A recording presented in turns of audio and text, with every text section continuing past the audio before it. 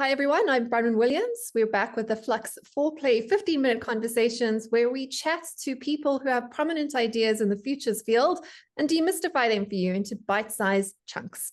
And today we're lucky enough to have with us Sohail Inayatullah, who's going to talk to us about his model that really is becoming quite foundational with futures thinking at the moment, that of causal layered analysis.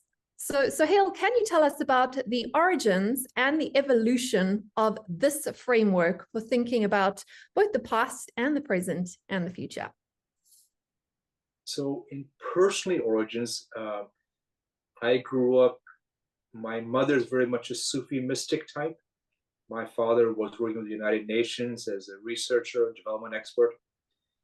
And conversations with him were always about, here's a geopolitical tension in the world. Actually, the same tension we had now if we had 50 years ago. But it was always about the tension, the problem, the battle.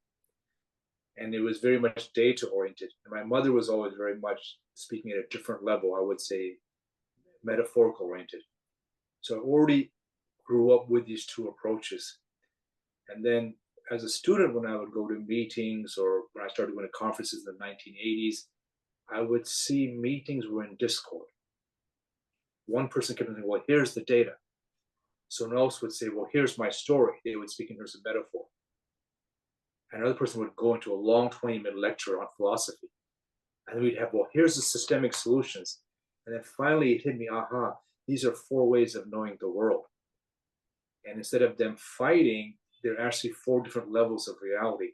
If we took this not as a problem, but as a solution to issues, what would it look like? So I remember Johann Galtung at the time, he was saying, go from direct violence, which we can see, to structural violence, where systems in themselves create violence. And so then I said, aha, so what's underneath systems? There's actually culture, worldviews, ways of thinking. And then, of course, underneath that was always stories, which I got from Leonard Thompson, Joseph Campbell. So CLA became a way to integrate 4 different perspectives on reality and use them as a way to transform self, transform organizations. I like the fact that you talk about there are different ways to see the world. And if you're a leader in a world filled with uncertainty, how would you apply the CLA method to your context or your business's context firstly? Because I also like the idea of personal transformation as well. So it's not just seeing the issues in or the uncertainty in an organization or in the environment around you, but also using the CLA method to unearthing those issues or blind spots or biases, or even questioning and challenging your worldview when you bring it to the table, especially when you're faced with uncertainty. How would you use the CLA method for that? Okay, so let's ask you. Okay, so what's the uncertainty you face right now in your work? Let's just do this. Oh, well, politics, that's the big one, right? We've just done our scenarios. I mean, the thing is, I mean, this is a really great question. It's, your first question. I'm not the kind of person who looks at uncertainty as an issue. It's more like an opportunity to learn. So my framing is, I don't know if it's the same as the average individual. I don't know if I'm making sense. So I'm not sure if my answer will assist you, but I don't think I can't say I feel like. The first thing in your work you do, helping organizations move from uncertainty to opportunity. Yes. If I said it as a metaphor, what does that feel like as a metaphor to you? Because you've just given me your strategy. At the metaphorical level, what is that? It's freeing the mind. It's shifting the mind. I don't know if I'm making sense. So that's level 3 in CLA. Shifting the mind from a fixed mind to a mind that's far more flexible. So you want to go certainty to opportunity, fixed mind to a shifting mind.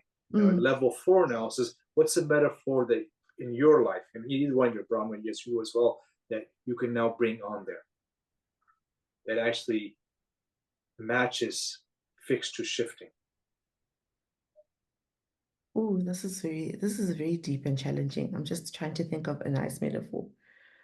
Let me give you one in HR. So I was working in Dubai with international policing, and the current model is hierarchy. You spend 30 years in the force, you develop expertise, wisdom, and so then you move up.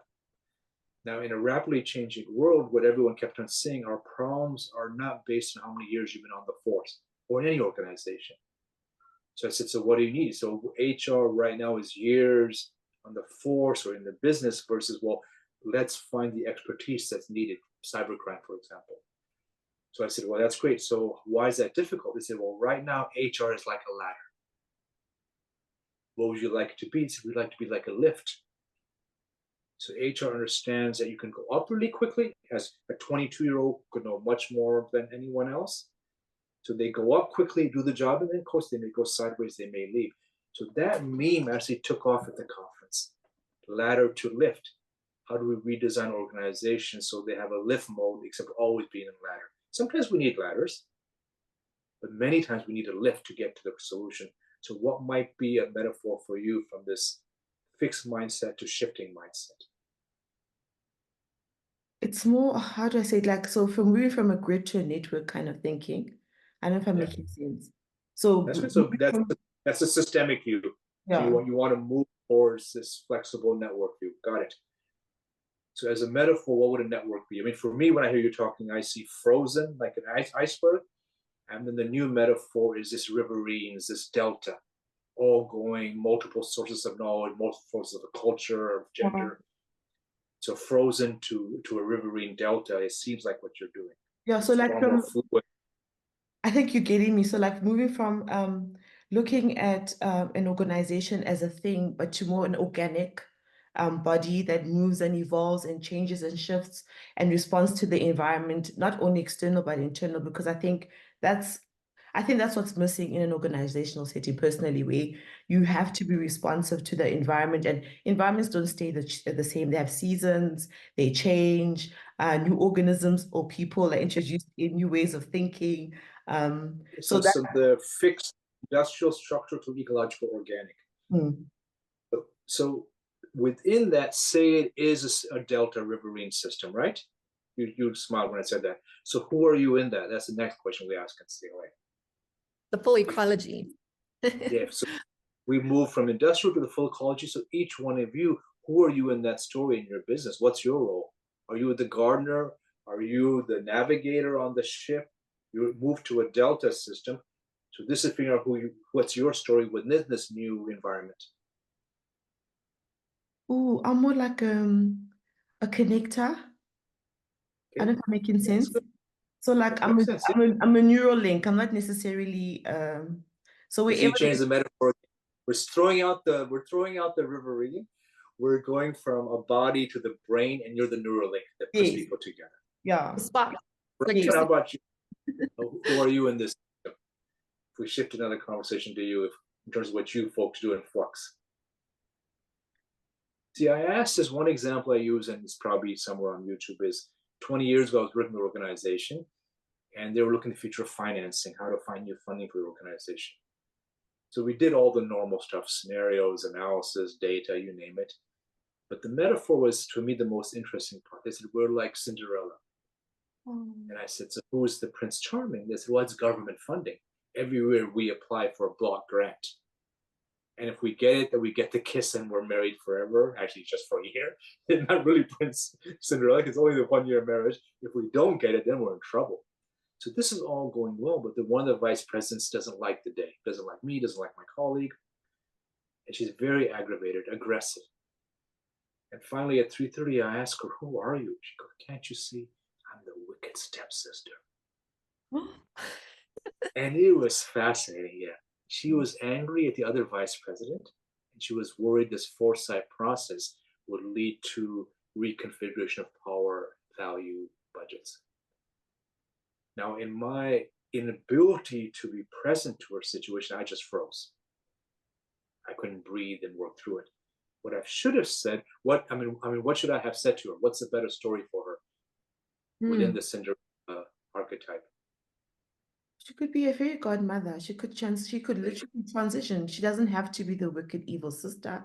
She could literally see this as also an opportunity for her to do something great. So be like, not a stepping stone, but like back to your analogy about an elevator, instead of it being a static ladder, be the person who pushes up this process or this person. And that might open up another opportunity, because she might, firstly, or they might learn something about themselves.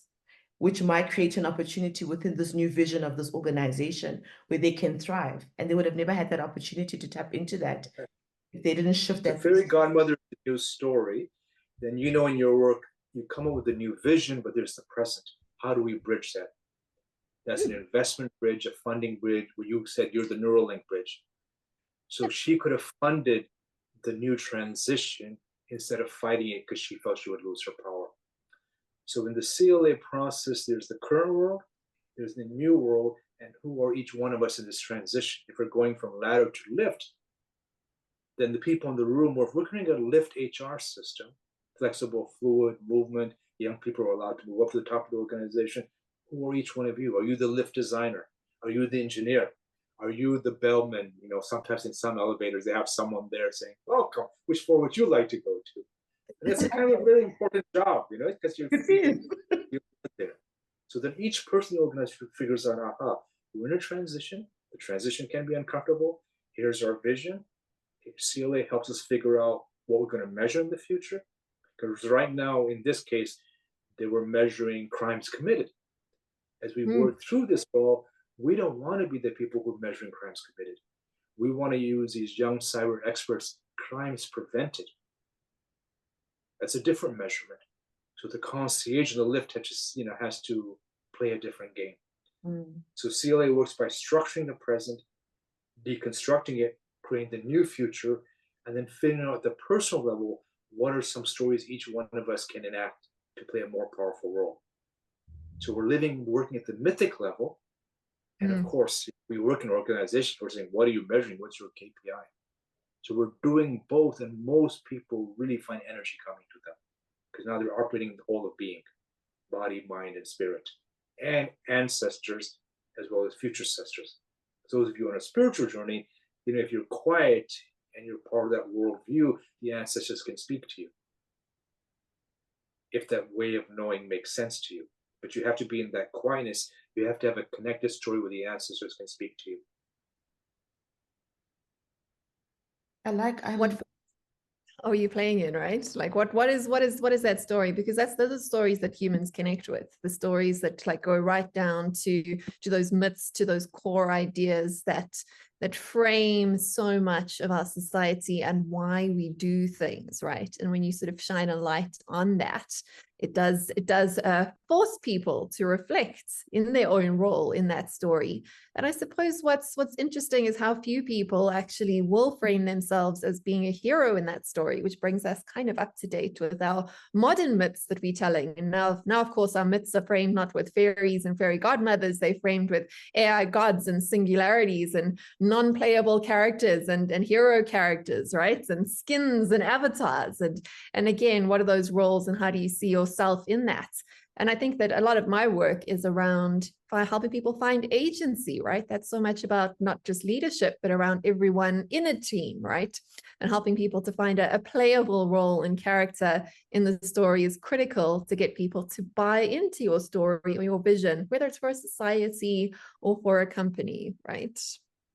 No, I love that. I mean, it is the playable role. It's finding agency.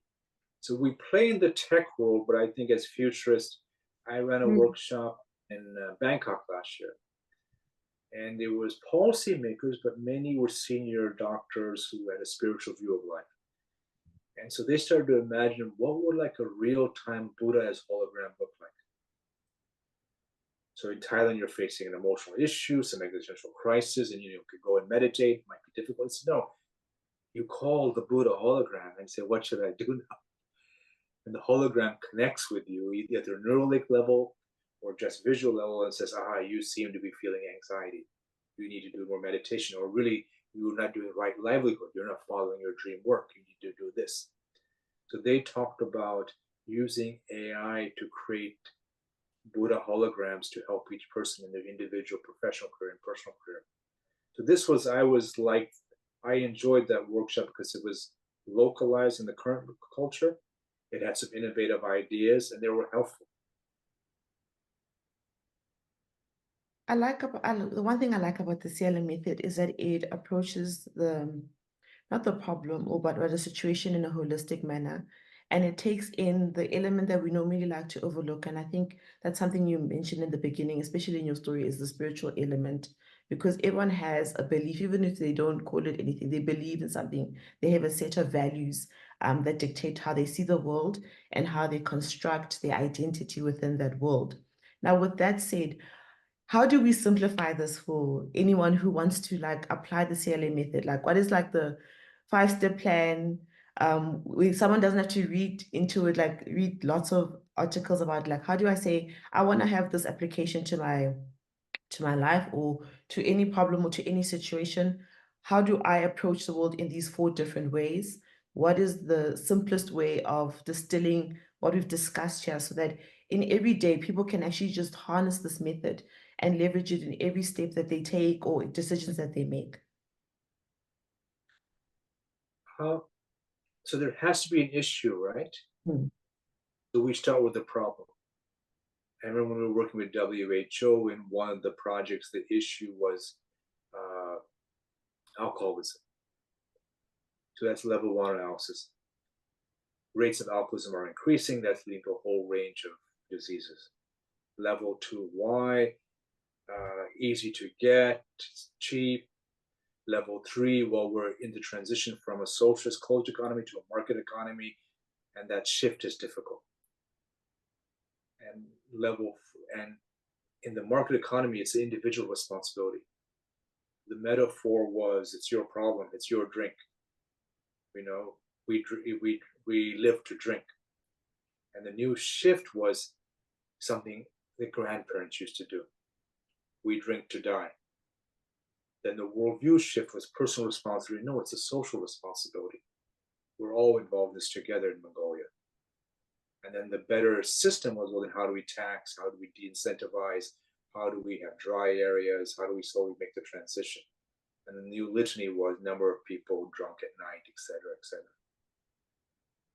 Thank you so much for explaining that. I think that is the best way. So you start with the problem, you work your way down, and then you start looking. And then I think basically you're saying you land at the systemic and what changes need to happen at a systemic level to be able to help the individual to move towards this new vision or this new goal or this new idea. And every group is different, right? Some people would not be alert to myths. They would be alert to systemic financial issues they're facing. So I try to find in the room what's needed.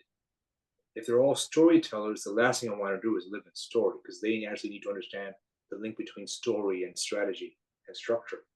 If they're all MBAs and that group, then I really want to get them to narrative, because they've pushed that out.